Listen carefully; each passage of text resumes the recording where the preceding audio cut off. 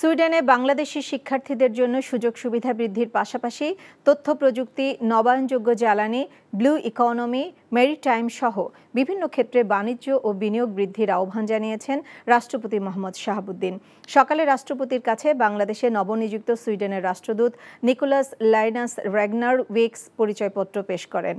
বঙ্গভবনে পৌঁছলে president guard রেজিমেন্টের একটি চৌকস দল সুইডেনের রাষ্ট্রদূতকে গার্ড অফ অনার প্রদান করে। পরে সৌজন্য সাক্ষাতে রাষ্ট্রপতি আশা করেন আন্তর্জাতিক শান্তি, নিরাপত্তা, মানবাধিকার, টেকসই উন্নয়ন এবং জলবায়ু পরিবর্তন বিষয়ে সহযোগিতা বাড়াতে ইউরোপীয় ইউনিয়নের সদস্য দেশ হিসেবে সুইডেন গুরুত্বপূর্ণ অবদান রাখবে।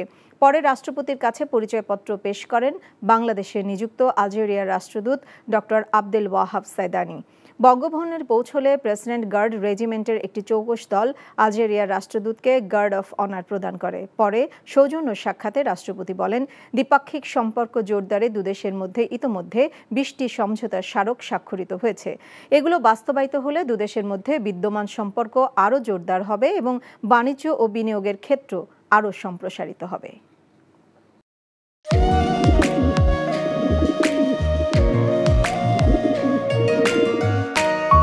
আমি রাশেদ। আমি সুফিয়া। আপনার পোষা কবুতর, আপনার মায়া এখনো ছাড়তে পারেনি, এই জন্য উড়ে চলে আসছে। মায়া হচ্ছে ম্যাজিকের মতো, একবার মায়া বললে সহজে ভোলা যায় না। তুমি কি পাগল? আমি পাগল তো। সুফিয়া,